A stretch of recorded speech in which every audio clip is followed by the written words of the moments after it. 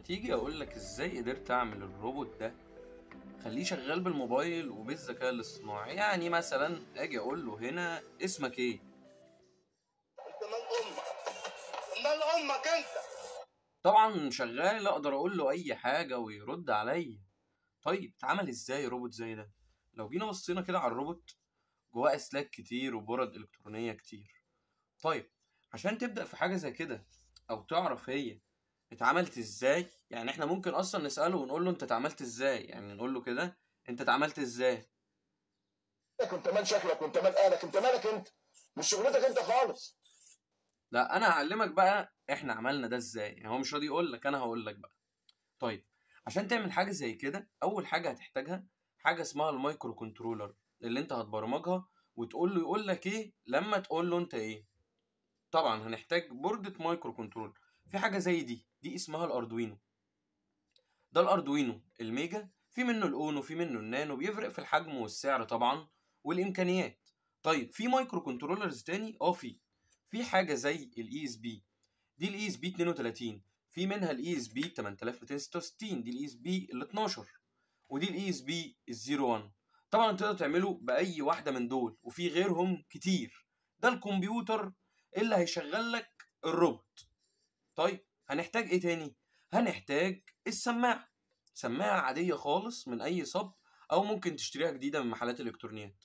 طيب ايه تاني عشان نعمل زي الدراعات دي؟ هنحتاج حاجه بسيطه وهي المواتير. ده موتور اسمه سيرفو موتور، هتلاقي شكله غريب عن الموتور اللي انت تعرفه، بس عشان ده برضو موتور مختلف.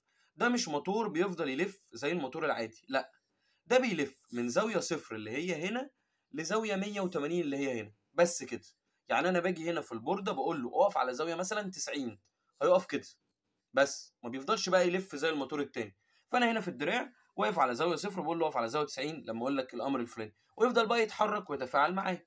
طيب جبنا الحاجات دي ووصلناهم ببعض وحطيناهم جوه الروبوت، هيبقى ناقص لنا ايه؟ بعد ما هتوصل وتخلص الكلام ده كله، هتبدأ تعمل الكود بتاعك، تحط له بقى ملفات الصوت بتاعتك وتربطه معاك بقى بالموبايل بمايك التليفون، او ممكن كمان تربطه بمايك جوه الروبوت، وممكن كمان تحط له عجل وتخليه يمشي.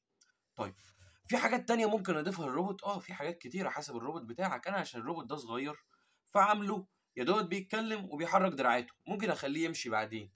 ممكن طبعا انت تركب في الروبوت بتاعك شاشة لو المكان هيكفي، تخليها تكتب كلام، تسأله كأنه شات جي بي تي يكتب لك بقى اجابات وكده. تقدر تضيف له حاجات كتيره قوي. تقدر تضيف له كيبورد تكتب له، ممكن تعمل فيه آلة حاسبة تكتب له الأرقام ويحسبها لك. تقدر تضيف حاجات كتيرة قوي. طبعا احنا معانا حاجات كتيرة ممكن نعملها. في حاجات زي كده تعملها بالمشاريع بالحاجات دي. في معدات زي الافوميتر، في بورات زي دي بوردة زي بتاعة الأسانسير، بتبقى هنا في الأسانسير، أما تحط الكارت يفتح الباب يقفل الباب وكده، وممكن كمان من خلالها تنسخ الكروت والبصمات. طيب في ايه تاني؟ طبعا في حاجات كتيرة زي الدرايفرات دي خاصة بالمواتير عشان تقدر تحرك الموتور، وفي منها أشكال وأنواع وأشكال كتيرة، وفي طبعا سنسورز وحاجات زي كده. يعني تقدر انت في الروبوت بتاعك تحط سنسور زي ده، سنسور قياس المسافات. يعني مثلا لو انت ركبته مكان عينيه، اول ما تقرب عنده هيبدأ يكلمك يقول لك ازيك عامل ايه. هتقول لي عرف منين انه يرد عليا؟ طبعا احنا قلنا دلوقتي حوار انه يتكلم ده عرفناه ازاي. الفكرة بقى عشان يرد عليك لازم تديله امر، يا اما بقى من التليفون عن طريق الصوت، يا اما ممكن سنسور زي ده. اول ما تقرب السنسور هيقول له ان في حد بقى قدامه فيبدأ يتفاعل معاه. تقدر تضيف حاجات تانية، تقدر تضيف سنسور ضوء يعرف ان الليل ليل الصبح موجود، في نور في ضلمة، في سنسور مغناطيس، في سنسور سرعة لو حاجة عدت من قدامه بسرعة، في مديولات، وفي حاجات كتيرة جدا. طيب دي كانت نبذة بسيطة كده، نبذة بسيطة خالص عن الروبوت الصغير بتاعنا ده، يعني الجميل ده. وقول حاجة يا عم الروبوت للناس اللي بتتريق عليك. الصفرة احلى بس عليك يا الصفرة يا اللي شاغله بالك بيه. شايفين طبعا الروبوت شغال زي ما انت عايز، تحط له بقى كل الاصوات اللي انت عايزها، وتحط له كل الاوامر اللي انت عايزه يرد عليها وكل حاجه، وممكن كمان تربطه بشات جي بي تي انه يرد عليك. طبعا ده هيبقى معقد شويه بس هيبقى افضل بكتير. بس انا اللي كان حاكمني هنا الحجم، زي ما انتم شايفين، ده كل اللي جوه الروبوت اهو.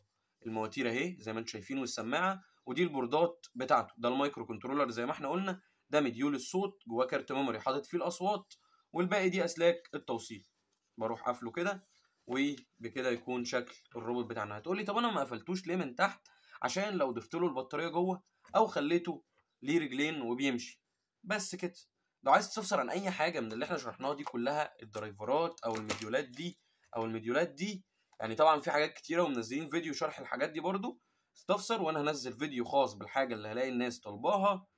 ولو انتوا عايزين تعلموا بقى عملنا ازاي الروبوت ده من الصفر ونبنيه مع بعض، قولوا لي في الكومنتات عشان اعرف ان انتوا محتاجين حاجه زي كده. ما تنساش طبعا لو الفيديو عجبك تعمل لايك للفيديو، ولو اول مره تشوفني تشترك في القناه وتفعل الجرس وتكتب لي كومنت حلو، وتقول لي عايز تتعلم ايه المره الجايه عشان نعمل فيديو عنها.